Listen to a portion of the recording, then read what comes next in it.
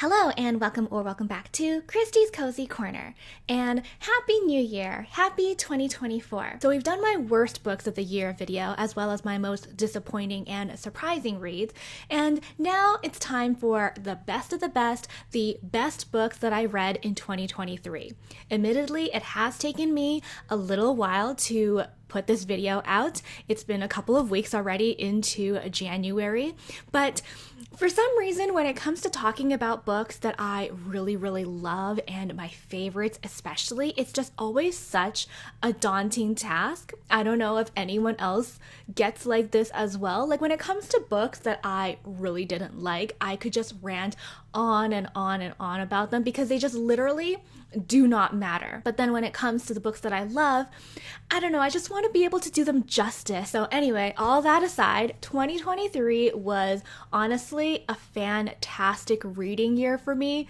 In fact, most of the books that I read were 4 or 5 stars, so it was pretty hard to narrow down which ones were my favorites. But one condition I have is that I cannot include rereads on this list, because if I could include rereads, then pretty much this entire list would just be taken up by The Realm of the Elderlings by Robin Hobb. So we can't have that. We need a little bit of variety. So finally starting this list now, we'll start with the number 10 spot, and that goes to Untethered Sky by Fonda Lee.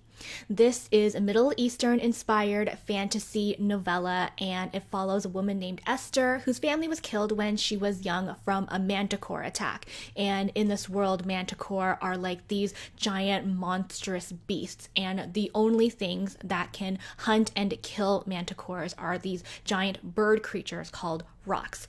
So Esther becomes a rooker, someone who trains rocks as part of the king's royal muse. And I love this book so much because it's just such a beautiful story about the deep but tenuous relationship between a rock and their rooker, and the mutual trust and respect and bond that's formed between these two parties, as well as all of the nuances and complexities of it. And Fonda Lee's Greenbone Saga is one of my favorite series of all time, so I was super excited to hear that she had something new releasing in 2023, although admittedly I was a little bit skeptical when I heard that this was a novella, because the Greenbone Saga is just so epic and so detailed and long, especially that last book. But Fonda Lee definitely proves that she can write just as amazingly in this shorter format. And I definitely think that this story has the potential to be a full-length series, and honestly, I would love to see it become something like that. But at the same time, I feel like it's because it is a novella that it was able to affect me so deeply on such an emotional level, especially the ending, which of course made me cry, because what don't I cry at? But this whole story just has this kind of bittersweet and melancholy feeling that leaves you wanting more, and I think it just did that job so beautifully and wonderfully. So I definitely recommend this novella for anyone who's looking for a short but still deeply impactful read. Next, in the number 9 spot, we have Children of Time by Adrian Tchaikovsky, and unfortunately I don't have a physical copy of this book, which is definitely something that I need to remedy as soon as possible, because obviously I loved this book. And this book is of course also known as that sentient spider book. And it starts off in a very typical sci-fi fashion where humanity is trying to find another planet to call home and to terraform and for their future generations to live on. And they do this in this book by having a ship of monkeys go to some distant planet, and with the help of something they developed called the nanovirus, the nanovirus will essentially infect the monkeys and speed up their evolutionary process. So maybe instead of millions of years, just a few thousand years later, the monkeys will have evolved enough and terraformed the planet for the humans. So then by the time the humans arrive and are ready to live on the planet, they'll kind of descend upon the monkeys as like their creators and their gods. But something something goes terribly wrong with that plan, and the ship of monkeys end up not making it, and they all die. But the nanovirus is still unleashed and ends up working on some spiders instead. So the spiders end up being the ones to grow and evolve. And needless to say, it's a pretty nasty surprise for the humans when they finally do find out. And I love this book because it was just told in such an interesting way. We get the perspectives of multiple generations of spiders, and we get to follow along with them on their evolutionary journey, and we get to see how their culture develops and the society norms that come from that. And the study of these spiders' evolution and anthropology is honestly some of the most fascinating things that I have ever read, and I'm honestly just so impressed by Adrian Tchaikovsky's writing, with how creative and innovative, and also just how overall smart it was. And I especially loved reading about how these spiders communicate, which is so different from what we are familiar as humans, because they communicate through vibrations and pheromones and chemicals. And it's just so fascinating. And it really reminded me of the first story in Ken Liu's Paper Menagerie collection, The Book-Making Habits of Species, which is another story that I really, really loved. So overall, this was just such an incredibly thought-provoking read,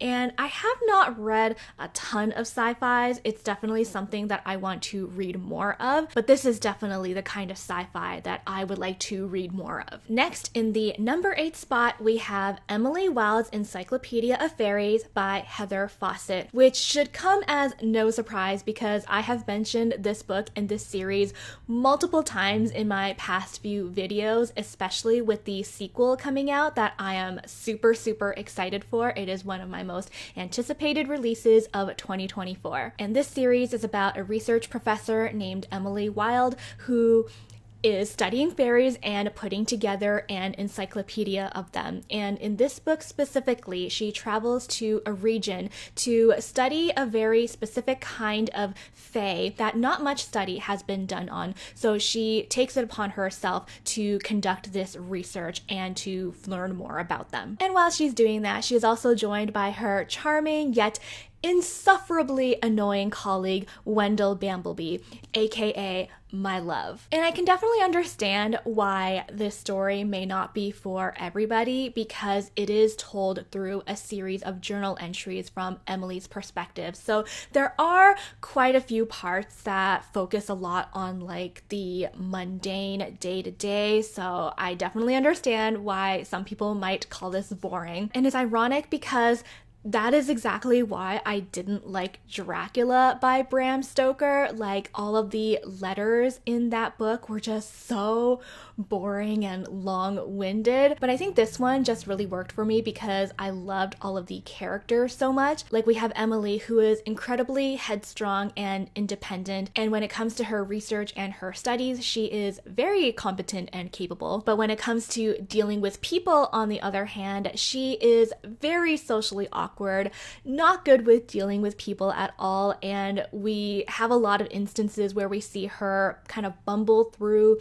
the societal norms and always accidentally insulting the villagers of the region that she's visiting. And I think one of the most charming aspects about this book is seeing the character journey that Emily goes on and seeing her gradually, slowly start to open herself up and warm up to the people around her and learning how to ask for help. And of course, on the other hand, we also have Bamblebee, who is honestly the main reason why this book made it to my top 10, because he is just so adorable and so funny and charming. And for anyone who has watched Howl's Moving Castle, and by that I mean everybody, because everyone should have watched that movie by now. Anyway, Bamblebee is very much like Howl from that movie. So if you like Howl, then I think you would also very much enjoy this book as well. Like, the constant back and forth between him and Emily, their bickering and bantering, and everything about their dynamic is just chef's kiss amazing. Okay, we are now in the number 7 spot, and this might be a little bit of a surprise, and that is Dark Age by Pierce Brown. No one is more shocked than me that this made it to my top 10 and in the number 7 spot, no less, because when I tell you about my reading experience with this book, it was not great at all. Like, the first 2/3 of this book I felt like was such a slog, and it ended up taking me a full 3 weeks just to finish this. And it's not even because I was reading other books in the meantime either, and I just kept ignoring this one. No, this was the only book that I was reading during that time. So that kind of tells you a little bit about how hard it was for me to pick this up and read for a prolonged period of time. And it's not even really because of how dark it is, and I admit it is pretty dark, although probably like not as bad as a lot of people say. Like, the entire Red Rising series is pretty dark in general, and this one just amps up the gruesome factor and does have quite a bit of more disturbing content. But like I said, it's not because of that why it took me so long to read this. It was a combination of a variety of factors. First of all, in part 1, which is the one that took me the longest to get through, was just so much back and forth between two perspectives, and it honestly got a little bit repetitive because you would kind of see the same thing play out from both perspectives, and you get to see things play out exactly like you already knew they would. So it just got kind of a little bit tedious, and then as we moved on from that, I just didn't really know where the rest of the story was going. But then we got to that last third, and oh boy, was it an explosive ride from there until the end, and I could not put it down. It was just nonstop go, go, go, and I was completely pulled into it, and it had me in a death grip. So it is really a testament to that last third of the book and how amazing it was that I ended up giving this a 5 stars despite really not liking like the majority of the first half. Anyway, everyone already knows what Red Rising is about, and this is of course the 5th book in that series, so plot-wise I can't really talk about anything there, but one thing that I do want to say is that it just blows my mind at how big the story has gotten. Like, there were some moments during this book where I kind of just had to put it down, take a deep breath, and just like let the whole thing sink in at just how freaking epic everything was. And I ended up really, really loving the 2 new perspectives now. So these perspectives were introduced back in Iron Gold, whereas previously in the original trilogy, everything was just told from Darrow's point of view. But now we have a few new characters that were introduced. And when I read Iron Gold, I really did not like them. In fact, one of the characters I actively disliked. But then in this book, I ended up really loving both of them. So again, it kind of just baffles me at how it was able to do that to me. And this whole series always just has so many poignant quotes and themes and so many scenes that just make me go like, holy shit. Like, in this book in particular had so many of those kinds of scenes that made me go absolutely feral. And honestly, I kind of want to do like a spoilery chat video about this book just so I can talk about all those scenes that had me absolutely screaming. But I feel like in order to do that, I would need to reread this first so I can experience like the full impact of it, and I just don't know if I'm ready to reread this anytime soon. And also, one more reason why I love this series, and it is for completely shallow reasons, and it's just that because it's so freaking cool, okay? I admit it. This series is cool. Next, in the number 6 spot, we have The Emperor's Soul by Brandon Sanderson. And fair warning, this was truly the year of Sanderson for me because I read so many of his works this year in an effort to try to catch up in the Cosmere, and this is definitely not going to be the last time you're going to see Sanderson on this list. So this one, Emperor's Soul, is a novella set in his Cosmere universe, and it's about a girl named Shai who is a forger. So in this this world, she basically has this ability to be able to overwrite the history of any object. And the story kicks off with the emperor of this kingdom recently surviving an assassination attempt. And although his body is physically okay, his mind is not exactly intact anymore. So Shai is then hired to basically overwrite his soul so that he fully recovers. But it won't be who the emperor was himself, but rather a copy of that. So in order to do this, Shai has to really dig into his past and understand him as a person and just really get to know him on an intimate level so she can create an accurate facsimile of his soul so that the magic takes. So we not only follow Shai in her research and getting to know her better, but we also get this kind of character study of the emperor himself, who is not even a character that even appears in this book for real. But by the end, it feels like we really know him as a person.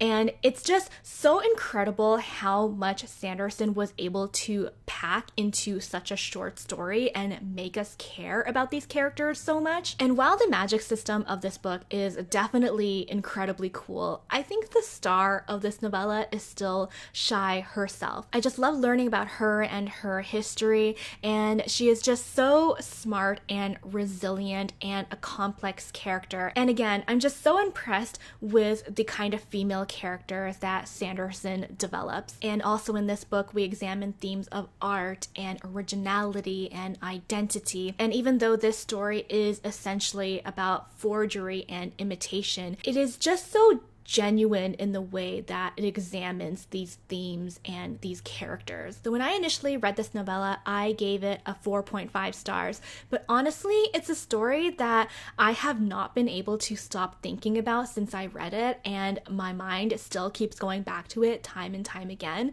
So I honestly think I need to up the rating, and it deserves a full 5 stars. All right, we are now in the top 5 best books that I read in 2023. And this number 5 spot goes to none other than Tress of the Emerald Sea by Brandon Sanderson. And I'm holding up the traditionally published version because I do not want to get my dirty hands all over my gorgeous special secret project edition. This is of course the first of the secret projects that Sanderson wrote in 2023, and this one is about a girl named Tress who lives on this island and has a close friendship bordering on a potential romance with the Duke's son who lives there. And one day the Duke's son is kidnapped by an evil sorceress, so Tress decides to leave her island and go on an adventure to try to save her love. And on the way, she teams up with this crew from a pirate ship who she somehow convinces to take her on board. I absolutely adored Tress as a character. She is just so cute and delightful, and I really love the subversion of tropes when it came to her character. Like how she was just like any other girl. Like she is not unique or special in any way, but one thing that she does do is that she thinks things through and doesn't jump to conclusions, which is something that we don't see very often in books like these. And the crew of the pirate ship is amazing as well. My personal favorite of the crew is Anne. She is so funny. She is the ship carpenter who just really wants to shoot guns, but she has terrible aim. It's like comically bad, and any scene with Anne and her trying to get her hands on a weapon is just so great. And all of the crew on the ship and these characters are charming in their own way and adds this really nice found family aspect to the story. And also, of course, all the Cosmere connections are also very cool and fun, but definitely not needed in order to enjoy this story. Like when I read this, I still had the majority of the Stormlight archive to read, though there were definitely a lot of connections that I missed there. But obviously it did not detract from my enjoyment of this book at all, and I had such a great time with it. So those Cosmere Easter eggs really just add like a nice little spice on top of this already amazing story. Okay, the next book, or rather series, that is on this list in the number 4 spot. And this one might come as a little bit of a surprise. No surprise that it's on this list, but a surprise that it's only in number 4. And that is the Stormlight Archive by Brandon Sanderson. Okay, I know it might be a little bit cheaty to put like this whole series in this one spot, but for the purpose of this video, I'll just say Oathbringer because this one is my favorite book of the series so far. And it might be a little bit surprising that it's only on number 4 and not even in my top 3, but I have reasons for that. So firstly, I did read all 4 of the Stormlight books and the 2 novellas all in 2023. So I'm happy to say that I'm finally caught up in this series. And as I mentioned, Oathbringer is my favorite, specifically because the flashback chapters in this book were just so good. And we also got to learn a lot more about the characters and world that were quite interesting and enlightening, to say the least. And honestly, the best thing about this series is its characters, because the character journeys that they go on are some of the most unique and cathartic that I have read. And I just feel like that aspect is way stronger than any of the world building or plot of this series, because all of my favorite scenes in this series are basically interactions and conversations between these characters. They're all just so entertaining, and some of them so freaking hilarious. Like all of their banter and hilarious exchanges, it's like probably some of the most fun I have ever had while reading books. But we do have to talk about why this series is in the number 4 spot rather than in the top 3. As much as I enjoy reading this series and have so much fun with it, I just don't find myself as attached to it as I was with Mistborn Era 1, which is one of my absolute favorites. And I'm sorry, but I just can't help but compare the two of them because of how much I love Mistborn. And maybe it's just the nostalgia speaking, but I just don't find this story sticking with me as much as Mistborn Era 1 did. Like, that series had such a big impact on me, and I find myself so much more attached to Vin and Elend as characters than any of the characters in Stormlight, although I still really liked a lot of the characters in here as well. And I think another reason is also just that I don't find myself as captivated by Stormlight's plot at all. And honestly, I think it is because it is just so big in scope. Like, sometimes it's hard to tell what exactly we're driving towards, and I just kind of let the story play out on its own, and I'm not really rooting for anything in particular, as opposed to in Mistborn, where there was clearly a goal that we were striving towards, and I was actively rooting for that to happen. But I am curious to see how and if my feelings will change once this first core of the Stormlight Archive is completed, and also when I eventually do a reread of this series, if that will have any impact on it as well. Okay, we are now finally in the top 3, and this third spot goes to Gideon the Ninth by Tamsin Muir. I also read Harrow the Ninth in 2023 as well, so the Locked Tomb series by Tamsin Muir. But of those first 2 books that I read, I still liked Gideon just a little bit more. And the tagline of this series is lesbian necromancers in space, which is not entirely accurate. I would say it's more of a lesbian necromancer and her lesbian cavalier on another planet, but I guess that's not as catchy. But in that way, how we have a necromancer and her cavalier, it also kind of becomes like a royal and a guard trope, which is one of my absolute favorites. So this series is about a girl named Gideon who is an indentured servant of the Ninth House, and she is constantly trying to escape and get away from the Ninth House, and all her escape plans are constantly being thwarted by none other than the Reverend daughter Harrowhark. And in the beginning of this book, after her latest attempt at escape is foiled, Gideon strikes a deal with Harrow that in exchange for her freedom, Gideon will become Harrow's cavalier in this upcoming competition that Harrow is participating in, where she's trying to become the lictor, part of the Emperor's band of immortal necromancers. And what starts off as a competition soon turns into a murder mystery, and the story goes from there. There are just so many things that I loved about this series, and so many things that I can talk about. I could just go on and on and on forever.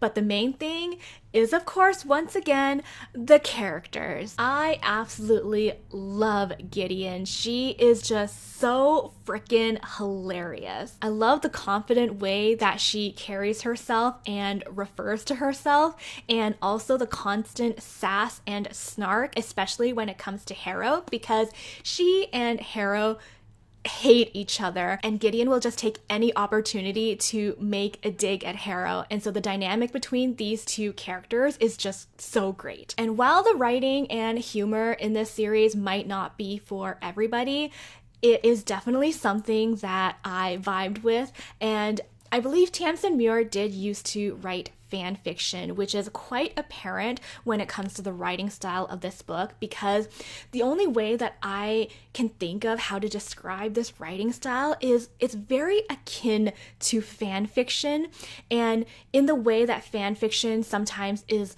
overwritten, but like not in a tedious way, but more of in a way that showcases how much personality the writing has, if that makes sense. And also, it's just so full of memes, some that are more subtle than others and some that are very obvious. So I can also understand why that kind of like meta style might not be for everyone either. I feel like I'm just talking about things that might not work for everybody, but another thing that I can also see being an issue is how we're only following Gideon's perspective in this first book, and nobody tells Gideon anything. So she's kind of just cruising through the whole story, completely clueless and no idea what's going on, even though that it's very clear that the other characters know and they're all doing their own thing, but they're like purposely keeping Gideon in the dark. So as a reader, it can be a little bit frustrating knowing that everyone else knows what's going on, but you just don't know because the main character doesn't know,